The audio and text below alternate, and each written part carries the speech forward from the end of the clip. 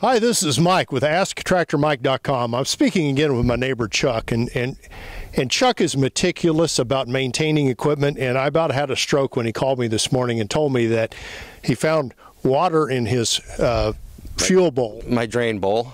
And the first question I asked is, well, that's weird. Did you treat your fuel this last winter? And you said, I forgot. It's the first time I've ever done it. Yeah, and this gives us an opportunity. The good thing is you watch that fuel bowl regularly. Yeah, I check it once before I start, and then I check it again after I turn the tractor off. And this was really Chuck's first time out using the brush hog a little bit this spring.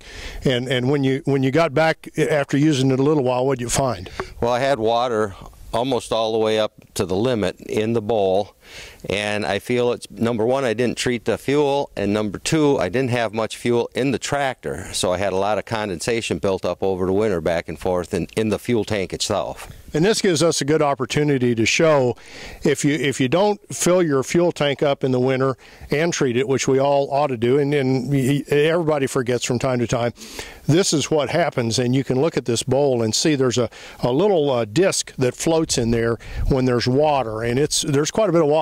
Yeah, it was all the way up to the limit just about. And the bad thing is once that backs up enough, if you don't check it, you're going to get water into your engine and cause a lot of damage. Yeah, and these new injection systems absolutely do not like water. That's what causes a lot of failures. So yeah, Chuck is real smart in watching that bowl on a regular basis. And you watch it every time you get on the tractor, you said? Yep, every single time I check it, because it could also get sediment built in there, which that would be worse probably than the water. And this gives us an opportunity to show you today how to get rid of the water in there if you have water in your sediment bowl. And we're going to watch the process here. Okay, now that well, I'm going to point. There's the water level right there. Yeah. Or that red ring. Red ring. So there's a pretty and then over here significant amount of water. Is the fuel shut off.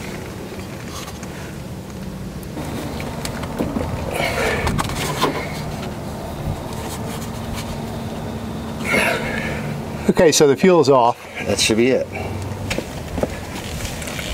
We tap this loose.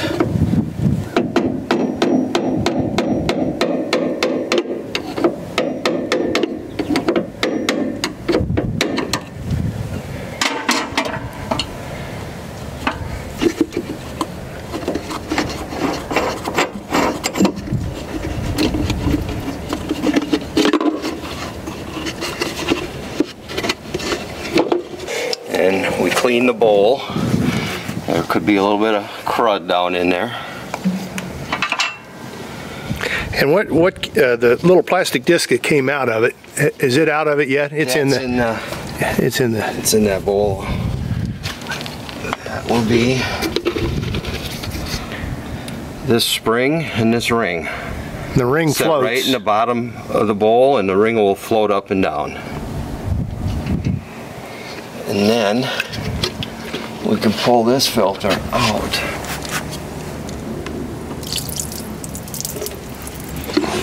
And look and see. That looks pretty clean. So there's no sediment sitting in there. That can go back up in there.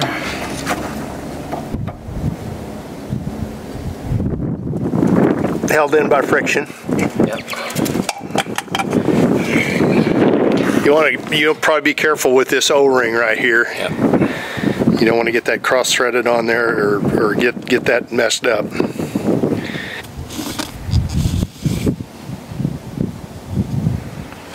I'd say that looks pretty good. Doesn't have to be perfect just so you get any major things out of there. I'd be curious to see. Oh my. Mm-hmm. There's a bunch of water in there. Yeah. And some pretty good chunks of something. Well, that could be chunks from when the tractor was new. Things that were in the machining process. The tractor itself, yep. You know, that's one right there. Probably, I didn't put that on my video of what to do when you get your tractor delivered, but that's probably one of the first things, and I never even thought about it, that sediment bowl. Just pull that out and look in it and make sure that you don't have something like this in it. 'Cause that is fairly nasty, and there is a fair amount of water in there.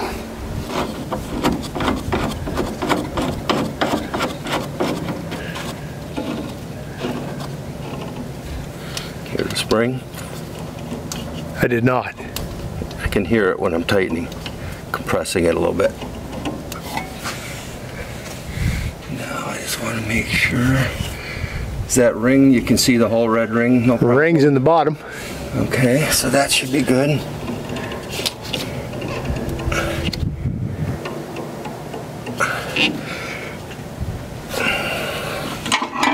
Yeah, I don't think you want to go too tight on those, but I would think that's tight enough. I agree. Okay. If it leaks, we'll know it wasn't. So that should be that.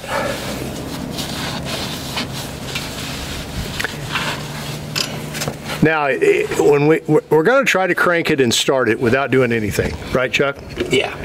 And if we get lucky, she'll start right up. If we don't get lucky, there's a bleeder, and it's on top of it. This is like a pre-filter, and then there's the full fuel filter that's somewhere else. We'll show you here in just a second, and it's got a 10 millimeter plug on the top of it, and if you unscrew it enough to where air can get through, that will bleed the fuel system. Turning the key on, see if it pumps, which it is. It's filling it right up.